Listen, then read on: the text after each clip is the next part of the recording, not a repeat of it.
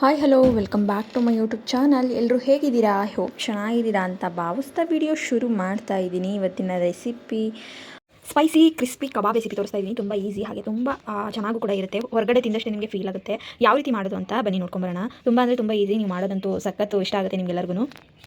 1/2 kg chicken ತೊಗೊಂಡಿದ್ದೀನಿ. ಅದಕ್ಕೆ ಒಂದೇ ಒಂದು ಮೊಟ್ಟೆ ಹಾಕ್ಕೊತಾ ಇದ್ದೀನಿ. ನೀಟಾಗಿ ವಾಶ್ ಮಾಡಿ ಅರಿಶಿನ ಉಪ್ಪಲ್ಲಿ ಚಿಕನಿಗೆ ಒಂದು ಮೊಟ್ಟೆನ ಒಡೆದು ಹಾಕ್ಕೊಂಡಿದ್ದೀನಿ. ಅದಕ್ಕೆ ಅರ್ಧ ಲೆಮನ್ನು ಇಟ್ಕೊಂಡಿದ್ದೀನಿ. 1-2 ಟೇಬಲ್ ಸ್ಪೂನ್ ಧಾರಾಳವಾಗಿ ಶುಂಠಿ ಬೆಳ್ಳುಳ್ಳಿ ಪೇಸ್ಟ್ ಹಾಕ್ಕೊಳ್ಳೋಣ. ಮನೇಲೇ ರೆಡಿ ಮಾಡ್ಕೊಂಡಿರೋದು. ಅದಕ್ಕೆ ಸ್ವಲ್ಪ ಕೊತ್ತಂಬರಿನೂ ಹಾಕಿ ರುಬ್ಬಿದ್ದೀನಿ. ಶುಂಠಿ ಬೆಳ್ಳುಳ್ಳಿ ಪೇಸ್ಟ್ಗೆ ಸ್ವಲ್ಪ ಟೇಸ್ಟ್ ಚೆನ್ನಾಗಿರುತ್ತೆ ಅನ್ನೋದಕ್ಕೋಸ್ಕರ. ಇವಾಗ ಕಾರ್ನ್ಫ್ಲೋರು, ಅಕ್ಕಿ ಹಿಟ್ಟು, ಗರಂ ಮಸಾಲ, ಹಾಗೆ ಸ್ವಲ್ಪ ಕಬಾಬ್ ಪೌಡರು ಮತ್ತು ರೆಡ್ ಚಿಲ್ಲಿ ಪೌಡರು ಅಷ್ಟು ಹಾಕ್ಕೊಂಡ್ರೆ ಸಾಕಾಗುತ್ತೆ. ಇವಾಗ 1/2 ನಿಂಬೆಹಣ್ಣ ಹಾಕ್ಕೊಳ್ಳೋಣ. ಚೆನ್ನಾಗಿ ಕಲಿಸ್ಕೊಬೇಕು. ಅದು ಕಲಸಿದಾದಮೇಲೆ ಒಂದು 10 ನಿಮಿಷ ಫ್ರಿಜ್ಜಲ್ಲಿ ಬೇಕಿದ್ರೂ ಇಡ್ಬೋದು, ಇಲ್ಲಾಂದರೆ ರೆಸ್ಟಲ್ಲಿ ಇಟ್ಬಿಡಿ. ಒಂದು 10 ನಿಮಿಷ ಸಾಕು. ಚೆನ್ನಾಗಿ ಟೇಸ್ಟ್ ಎಲ್ಲ, ಉಪ್ಪು ಖಾರ ಎಲ್ಲ ಚೆನ್ನಾಗಿ ಹಿಡ್ಕೊಳುತ್ತೆ ಅಂತ.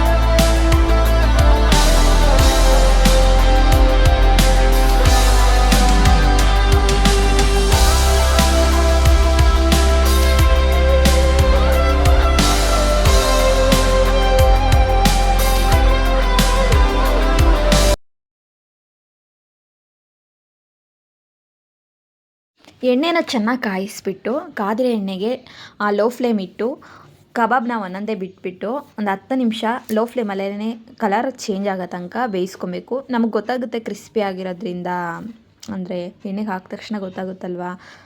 ಈಗ ಬಜ್ಜಿ ಎಲ್ಲ ಮಾಡೋರಿಗೆ ಆಲ್ಮೋಸ್ಟ್ ಗೊತ್ತೇ ಇರುತ್ತೆ.